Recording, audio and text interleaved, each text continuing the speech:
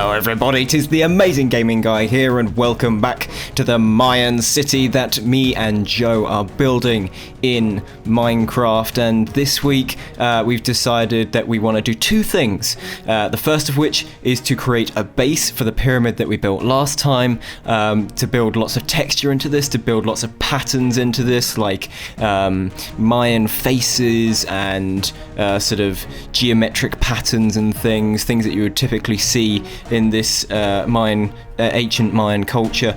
And also the second thing is to complete the sort of terraforming and groundworks and stuff around the pyramid itself, including making some big custom jungle trees and just laying out the land properly as well.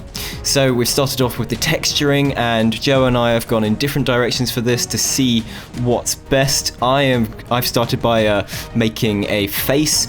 It took a lot of trial and error to get it right. I wanted to have like this sort of tongue coming out, sort of, and like like earrings and things, and a big sort of hair and stuff. I was basing this on designs that I found from actual real life places that were built in ancient Mayan times, ancient Mayan civilization. And that's sort of what we decided to end up with. We got the face in the middle there, and then around it we decided to do various geometric patterns and things just to expand the texture. And I built this sort of almost a snake, really, this sort of snaky zigzag pattern coming out of the face towards the side. And after we'd done that, the next job was to copy and paste that design onto the other side of the staircase here. So we started by just doing one corner, or not even that, an eighth of the floor, just like we did when we were actually building the pyramid. We completed an eighth and then copied that over to create a quarter, and then copied that again to create the second, third and fourth quarters, and to finish it off. And you can see it looks pretty cool, all finished up, all the texturing on the floor. Somehow we managed to make a mistake and get rid of the sort of the andesite or diorite, whatever it is, backing behind this section of the pyramid. It only happened in this section, and we had to go through and manually put it all back. No idea how that happened. As you notice as well, the sort of supports for the braziers and stuff disappeared on that side as well. And yeah, no idea how that happened. Me and Joe were completely baffled by that. So yes, we moved on to doing the terraforming, creating the new trees and stuff. I'm going around in this area, putting down new grass, recreating the landscape by doing what I did last time, putting sand down and then converting that sand into grass, and also by manually going around doing it by hand and with sphere brushes and with smoothing brushes. So a lot of techniques going into making this landscape look natural again. And Joe and I were both taking part in this activity on different sides of the pyramid, trying to do it as quickly and effectively as we could.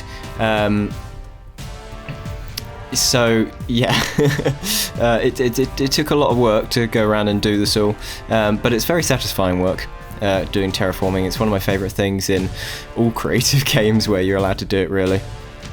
So after that, we moved on to creating custom trees. Now, this was Joe's idea, this method, and he said that the best way to do it would be just to use a normal sphere brush. I think it's like a 1 wide, or like a 1 diameter or 2 diameter sphere brush, and literally just to place down jungle wood logs onto each other, just to build it up and up and up and up, and then to go out creating the branch structure. So as Joe was building his first one, I was over here building a second. I wanted to have some big roots and things coming out of mine, so that's what I decided to do. So I sort of arched it over when I was doing it with the brush, and then to complete the top, we did the same thing but with leaves instead of wood. Just placing them around the sort of branches and stuff that we'd put at the top, and we had to sort of go into the tree as well to place jungle wood, logs and things all into the sort of the leaves, the leaves of the tree. I was looking for a better word, but whatever, that would do. Because they were all decaying, they were disappearing, and I know that I can change the tick rate of the server and stuff to stop that happening, but I couldn't be bothered, so I just went through and put logs in there.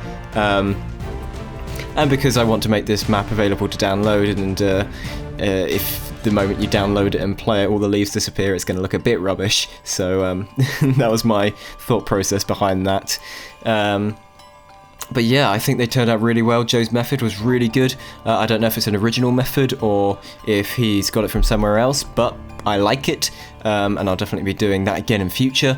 And yeah, you could just see that all of the landscape and stuff is really starting to come together. I went around placing jungle trees, placing normal oak trees, placing grasses and flowers and things, just slapping bone meal all over the place, just trying to make this look like the sort of lush jungle that it once was, before we started to mutilate it for our construction here.